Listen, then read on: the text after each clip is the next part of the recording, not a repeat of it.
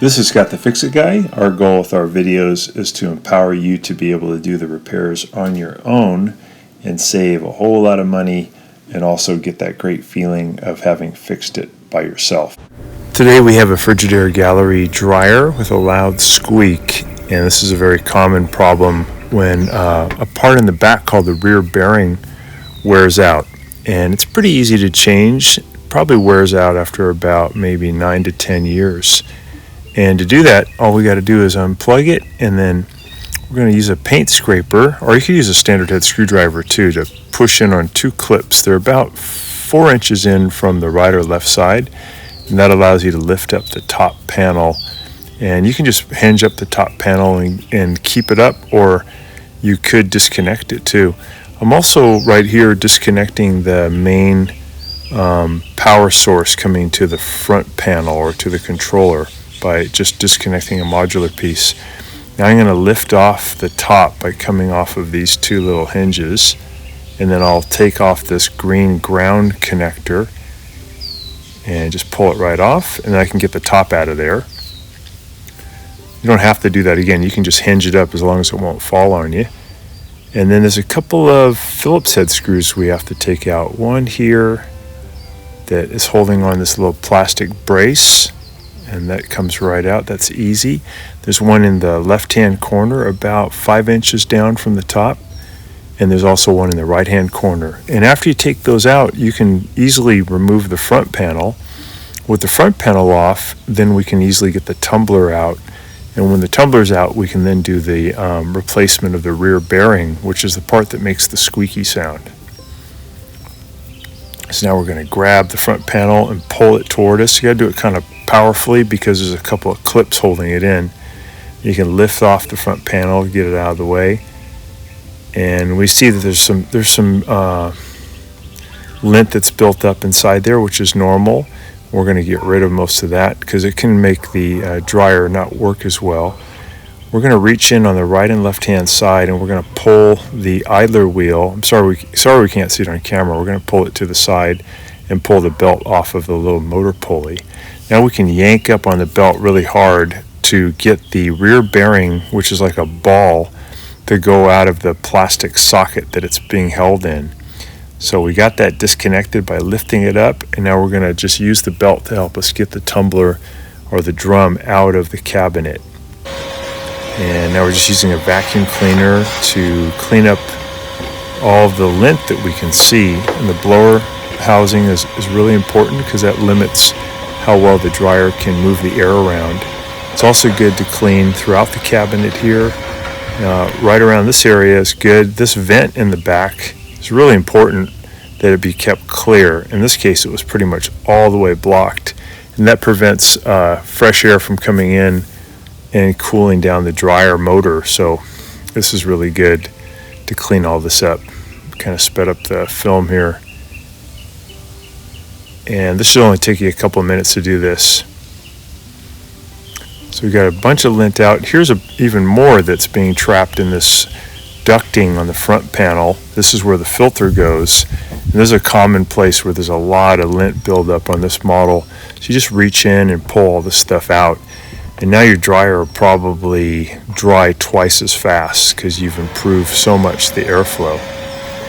We're going to use the vacuum cleaner to get rid of some of this dust and lint that's accumulated. And then we can go in and do our repair of the rear bearing. We're doing a little bit of cleaning also here on the back. This is where the rear bearing hangs out. It's this metal piece that looks like a ball at the end of it. And this one's really worn out. This kit is really inexpensive. We'll put a link in the description below. It gives you a new rear bearing and also a new plastic socket that it fits into. It comes with a tube of lubricant. It comes with a new BB or ball bearing that helps to get rid of static. It comes with all the pieces you need to get rid of the squeak and to get your dryer's drum spinning easily again.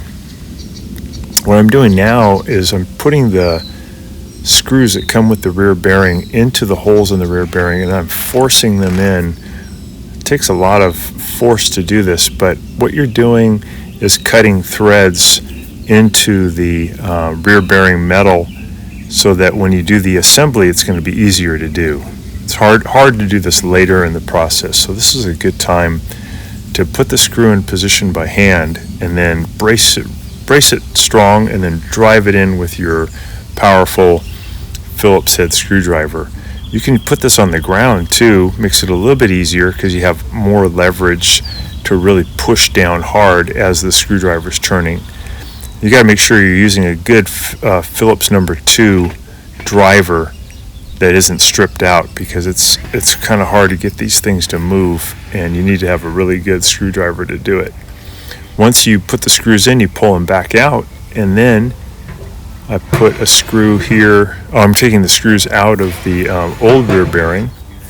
This is inside the drum. These are 3 Phillips head screws. Once they're out, the old rear bearing just falls off. And you could reuse these screws, but it comes with 3 new ones.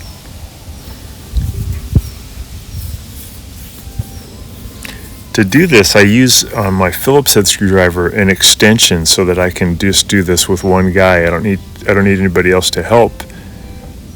But I need to, here's the old one and the new one. I need to have some kind of extension because I have to reach with my right arm to drive in the screw, but my left hand is going to be holding the new rear bearing in position.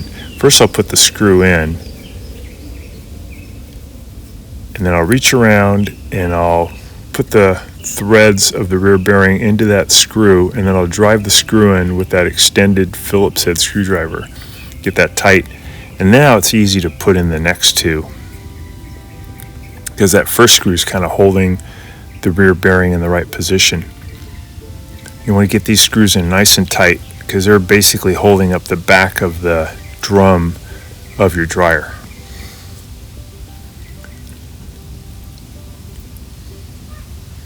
Here's the third one.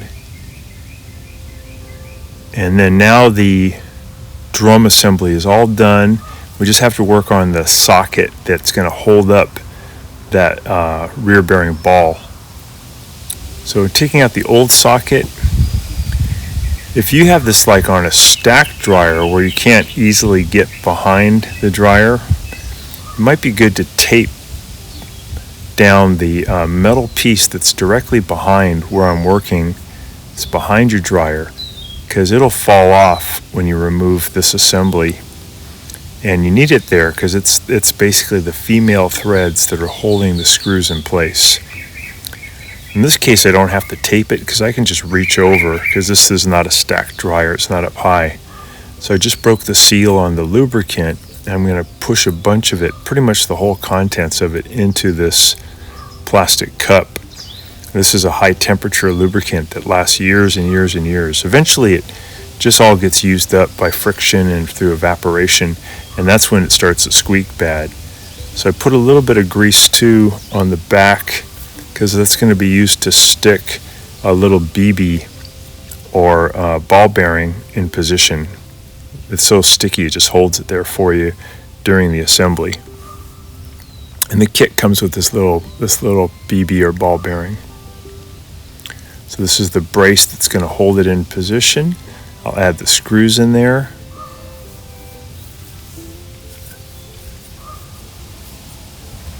Here's a second screw.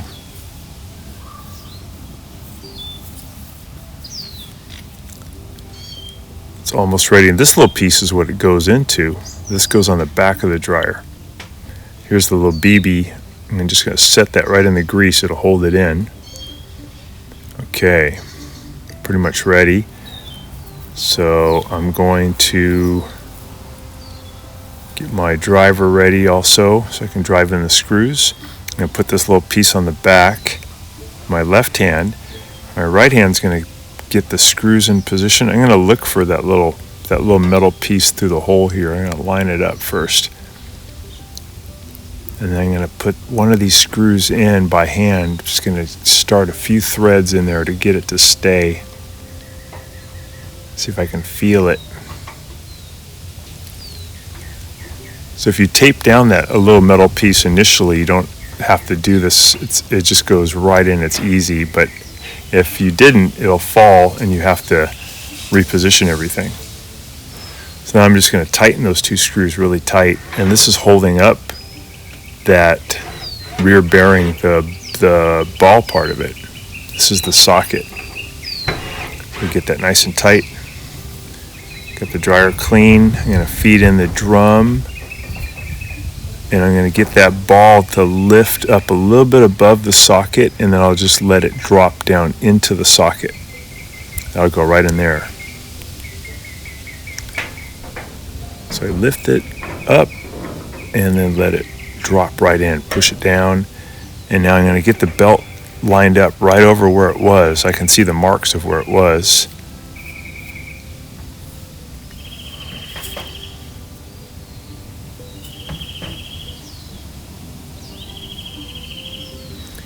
I'll put this little guide thing back in. It kind of keeps the drum from falling out away.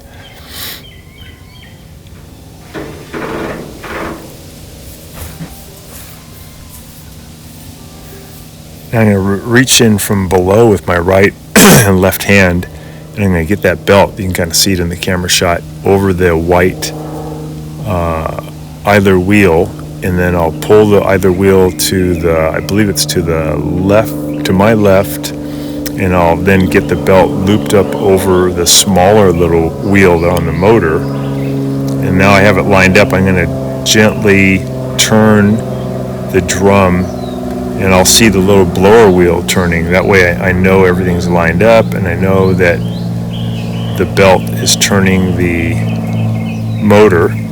And then I'm just going to keep everything aligned and do a couple of revolutions before I do the assembly. If you don't do this, then maybe when you're all assembled and you start the dryer, the belt may slip off. So it's good to just make sure it's not going to come off before you put all the panels back on.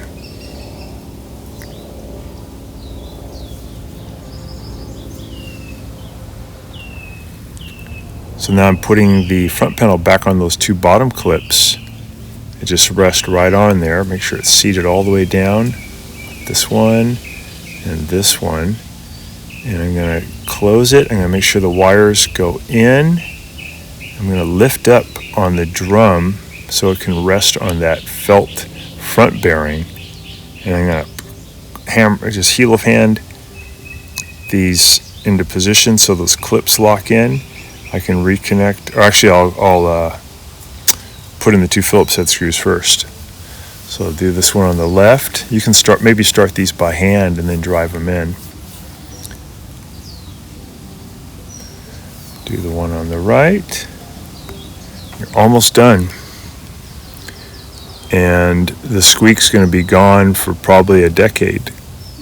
So I'll go ahead and put on this. There's 4 possibilities of how these can go together. You just keep playing until you find that it'll realign. You can look at the wires too. They're going to be the same colors on each side. Lock it in. And I'm going to add a zip tie also to kind of keep these wires from falling in toward the drum during operation. I'll get that zip tie nice and tight.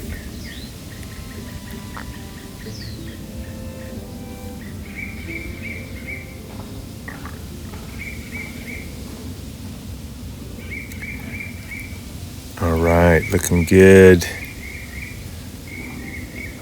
Let's put the top panel back on.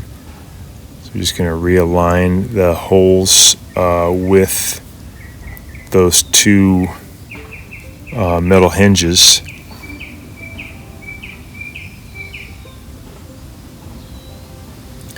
Okay, there we go. Fit them over the hinges. I'll reconnect that green ground strap. Just going to push it onto the frame. And now I can close the lid, and I'm going to just hammer fist those down so that they lock into position. And we're done. We can go ahead and start it up, and there'll be no more squeak.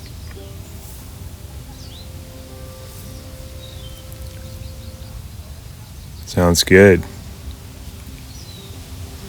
So I noticed that the filter was kind of not sitting all the way flat. So I removed the filter.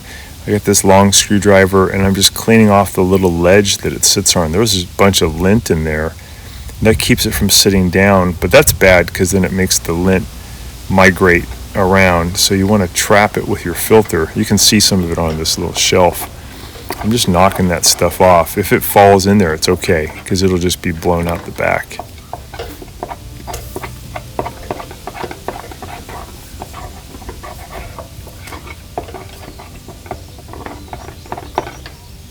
Alright, looks good. Yeah, now it sits nice and flat. I'm going to go out and check the outside. Feels like a hairdryer. Thanks so much for watching our video. We really appreciate your support. And when you get a chance, please press the subscribe button below so you can be subscribed, and also the notification bell so we can send you more videos about appliance repair. Please also give us a thumbs up if you enjoyed the video. If you really liked the video and it really helped you, please press this new applaud button and you can show your support and also get a nice clapping hands for your video. Thanks again.